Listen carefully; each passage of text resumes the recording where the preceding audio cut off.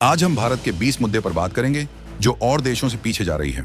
और यहाँ का जनता कब तक सोएगी, सरकार कब तक व्हाट्सएप यूनिवर्सिटी खोलती रहेगी, आखिर कब तक भारत के जनता को मूर्ख बनाया जाता रहेगा। मेक इन इंडिया का शेर आज तक दहाड़ क्यों नहीं सका? भारत के पास सब कुछ होते हुए भी हम आज भी आत्मनिर्भर बनने की सिर्फ बातें ही क्यों करते हैं? कि हमारी फॉरेन पॉलिसी आजकल टीवी डिबेट्स और व्हाट्सएप यूनिवर्सिटी के इशारों पर क्यों चल रही है? क्यों विदेशी निवेशक भारत से भाग रहे हैं? क्यों युवाओं के पास स्किल्स तो हैं पर नौकरी नहीं? क्यों स्लोगन जमीन पर रिजल्ट नहीं देते? क्यों वोकल फॉर लोकल सिर्फ पोस्टर पर अच्छा लगता है? और सबसे बड़ा सवाल, जब भारत के पास 5000 साल की संस्कृति, योग, आयुर्वेद और डाइवर्सिटी है, तो हम साउथ कोरिया जैसी एक वेव भी क्यों नहीं बना सके? क्या सरकार की पीआर देश की असल तरक्की को ढक रही है? क्या सच में सवाल पूछना देशद्रोह बन चुका है? और क्या कम्युनल पॉलिटिक्स ने बेरोजगारी जैसे असली मुद्दों को दबा दिया है? मेक इन इंडिया शेर दहाड़ क्यों नहीं रहा? शुरुआत करते हैं सबसे बड़े कैंपेन से, मेक इन इंडिया। हम हर जगह सुनते हैं मेक इन इंडिया, लेकिन क्या आपने कभी सवाल किया कि इसका नतीजा क्या निकला? आज भी हमारे फोन, लैपटॉप, खिलौने सब चाइना से आ रहे हैं। इंडिया में सिर्फ असेंबली हो रही है, असली मैन्युफैक्चरिंग नहीं। अगर सरकार वाकई में मेक इन इंडिया चाहती है तो लोकल फैक्ट्रीज, एमएसएमईज और इनोवेशन को बढ़ावा देना होगा। नहीं तो ये सिर्फ एक पॉलिटिकल स्लोगन बनकर रह जाएगा और शेर कभी दहाड़ नहीं पाएगा। नाम अच्छा था, लेकिन जमीन पर क्या हुआ? फैक्ट्रियां बंद हो रही हैं, उद्योग लग नहीं रहे। अगर शेर को दहाड़ना है तो स्लोगन से ज्यादा रिफॉर्म्स दिखने चाहिए। भारत आत्मनिर्भर बन सकता है, लेकिन कैसे? भारत के पास वो सब कुछ है जो एक सुपर पावर को चाहिए। पहाड़, समुद्र, खनिज, खेती और सबसे बड़ी मेहनती जनता। लेकिन क्या सिर्फ आत्मनिर्भर भारत बोलने से कुछ बदलेगा? नहीं। इसके लिए लीडरशिप चाहिए जो डेंग शॉपिंग की तरह जमीन पर इंडस्ट्रीज खड़ी करे, पॉलिसीज लाए और करप्शन हटाए। तभी हम सच में आत्मनिर्भर बनेंगे, वरना बस एड्स में ही बनते रहेंगे। भारत सच में आत्मनिर्भर बन सकता है? हाँ, भारत बन सकता है, लेकिन उसके लिए सरकार को सिर्फ भाषण नहीं, डंग शॉपिंग जैसा एक्शन लेना होगा। इंडस्ट्रीज को खड़ा करना होगा, तभी हम सच्चे अर्थ में आत्मनिर्भर होंगे। फॉरेन पॉलिसी को राजनीति से बचाओ। फॉरेन पॉलिसी को टीवी डिबेट और ट्रोल आर्मी के हवाले कर दिया गया है। इससे देश की छवि को अंतर्राष्ट्रीय स्तर पर नुकसान होता है। डिप्लोमेसी को शोभाजी से दूर रखना चाहिए। फॉरेन पॉलिसी को वोट बैंक मत बनाओ। क्या आपने देखा है कि फॉरेन पॉलिसी भी अब पॉलिटिक्स में घसीटी जा रही है? ये देश की इमेज के लिए खतरनाक है। जब भी सरकार इंटरनेशनल लेवल पर गलती करती है तो ब्लेम ट्रोल्स पर जाता है और फिर पीएम को सफाई देनी पड़ती है। भारत की डिप्लोमेसी दुनिया में इज्जत से जानी जाती थी, उसे एक पार्टी की पीआर स्ट्रेटेजी मत बनने दो। क्यूबन मिसाइल क्राइसिस से क्या सीखना चाहिए? 1962 अमेरिका और रूस न्यूक्लियर युद्ध के मुहाने पर थे। वजह? पब्लिक प्रेशर और दिखावे की पॉलिटिक्स। वही गलती आज कई देश दोहरा रहे हैं। भारत को समझना होगा कि मसल फ्लेक्सिंग से इज्जत नहीं मिलती, स्ट्रैटेजी और शांति से मिलती है। उस वक्त एक शख्स ने दुनिया को बचा लिया था, आज हमें भी चाहिए ऐसा विजन और करेज। क्यूबन मिसाइल क्राइसिस से सीखो, दबाव में लिया गया कोई भी आक्रामक कदम देश को नुकसान दे सकता है। इतिहास गवाह है, पब्लिक प्रेशर से सही फैसले रुक जाते हैं। ये गलती भारत को नहीं दोहरानी चाहिए। पीआर वर्स रियल प्रोग्रेस सरकारें प्रचार में टॉप हैं, लेकिन जमीन पर हालात खराब हैं। स्कूल, हॉस्पिटल, रोजगार सब फेल। ये अंतर मिटाना होगा। न्यूज देखो, हर दिन सरकार अपने काम की 2 घंटे की पीआर करती है, लेकिन जमीन पर हालत देखो, स्कूलों में टीचर नहीं, अस्पतालों में दवा नहीं और युवाओं के पास नौकरी नहीं। देश ट्विटर से नहीं चलता, पॉलिसीज से चलता है। अगर सरकार पीआर में जितना पैसा खर्च करती है उतना एजुकेशन और हेल्थ पर करे तो देश सच में आगे बढ़ेगा। भारत में इंडस्ट्री क्यों नहीं बन रही? क्योंकि भारत में ब्यूरोक्रेसी, करप्शन और सिस्टम हर्डल्स किसी भी उद्योगपति को डराते हैं। ईज ऑफ डूइंग बिजनेस सिर्फ रिपोर्ट में होता है, जिंदगी में नहीं। हम हर चीज चाइना से मंगाते हैं, फोन, कपड़े, खिलौने, यहाँ तक की मूर्तियां भी। क्यों? क्योंकि भारत में इंडस्ट्री लगाने वालों को सिस्टम सपोर्ट नहीं करता।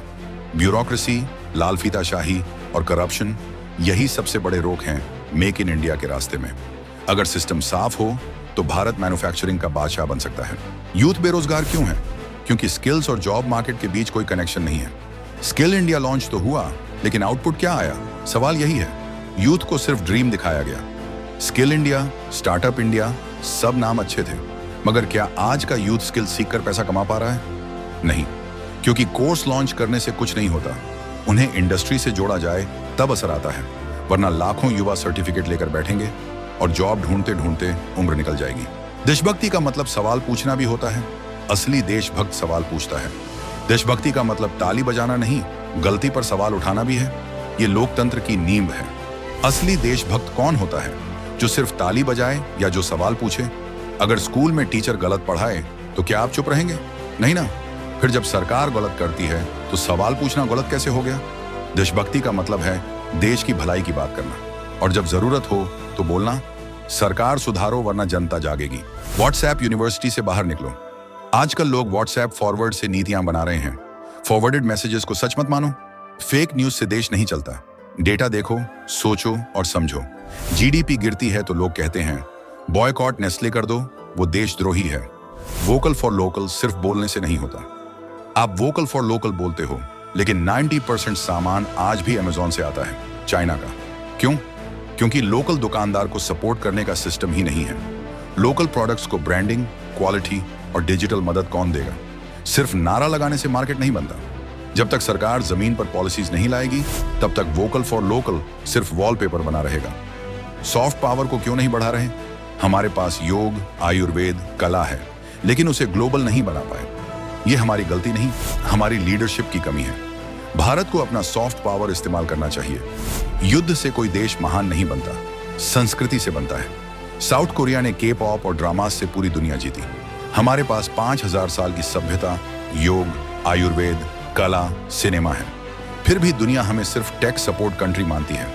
सॉफ्ट पावर को अगर सरकार सीरियसली ले तो भारत सिर्फ आईटी नहीं, कल्चर सुपर पावर बन सकता है। इंडिया को डेंग शाओपिंग जैसे लीडर की जरूरत है। चीन को गरीबी से निकालने वाला लीडर कौन था? डेंग शाओपिंग। उसने स्लोगन्स नहीं दिए, उसने जमीन पर रिफॉर्म्स किए, लोगों को अमीर बनाया। भारत को भी अब ऐसे लीडर की जरूरत है जो सत्ता के लिए धर्म या नफरत नहीं बेचे, बल्कि कारोबार, साइंस और शिक्षा को आगे बढ़ाए। देश को बदलना है तो सोच बदलनी होगी। भारत को डेंग शाओपिंग जैसे नेता चाहिए जो विजन दे और जमीन पर उसे उतारे। कम्युनल पॉलिटिक्स से इकोनॉमी नहीं चलती, कम्युनल पॉलिटिक्स से अर्थव्यवस्था नहीं चलती, धर्म के नाम पर देश नहीं बनता। रोजगार, शिक्षा और स्वास्थ्य से बनता है। ये सच है। हर चुनाव से पहले एक ही सवाल पूछा जाता है, हिंदू खतरे में है, लेकिन कोई ये नहीं पूछता यूथ खतरे में है, रोजगार कहाँ है, महंगाई क्यों बढ़ रही है। सच्चाई ये है, धर्म से वोट तो मिलते हैं, लेकिन देश की इकोनॉमी नहीं चलती। विकास चाहिए या नफरत? अब फैसला आपको करना है। देश में सवाल पूछना एंटी नेशनल कब से हो गया? सवाल पूछना गुनाह नहीं है। जो भी सरकार से सवाल करता है उसे देशद्रोही क्यों कहा जाता है? लोकतंत्र में सवाल पूछना सबसे बड़ा अधिकार है। अगर कोई सरकार से सवाल पूछता है तो उसे एंटी नेशनल क्यों कहा जाता है? देश कोई नेता नहीं होता, देश जनता होती है, और जनता का हक है कि वो पूछे हमारे टैक्स का पैसा कहां जा रहा है। देशभक्ति का मतलब ये नहीं कि आप आंख बंद कर लो, बल्कि ये कि आप गलत को सुधारो। बेरोजगारी असली संकट है। हर साल करोड़ों युवा जॉब मार्केट में आते हैं, लेकिन नौकरियां हैं ही नहीं। ये समय है असली मुद्दों को प्राथमिकता देने का। अनएम्प्लॉयमेंट सबसे बड़ा खतरा है। मंदिर मस्जिद का मुद्दा हर महीने आता है, लेकिन बेरोजगारी का जिक्र कोई नहीं करता। क्यों? क्योंकि अनएम्प्लॉयमेंट वोट नहीं दिलाता, नफरत दिलाती है। लेकिन सोचो, जब यूथ के पास काम नहीं होगा तो देश का भविष्य क्या होगा? असली मुद्दों को जिंदा रखो, वरना नेता अपना काम करता रहेगा और यूथ बेरोजगार बैठा रहेगा। इंडिया की ताकत उसकी डाइवर्सिटी है, भारत की ताकत उसकी विविधता है, भारत की यूनिटी उसकी डाइवर्सिटी में है। इसे कमजोरी मत समझो, यही हमारी सबसे बड़ी शक्ति है। भारत एक नहीं 100 रंगों का देश है। यहाँ हर 100 किलोमीटर पर भाषा, पहनावा, खाना सब बदल जाता है। यही डाइवर्सिटी हमारी सबसे बड़ी ताकत है, लेकिन कुछ लोग इसे कमजोरी बनाकर पेश करते हैं। South India versus North India, Hindu versus Muslim, divide करके वोट लेना आसान है, लेकिन अगर ये देश एकजुट हो गया तो कोई भी ताकत भारत को रोक नहीं सकती। अगर आपको वीडियो अच्छी लगी तो लाइक और एक प्यारा कमेंट करके बताइए अगला वीडियो किस टॉपिक पर चाहिए, और हाँ, सब्सक्राइब जरूर कीजिए। जय हिंद।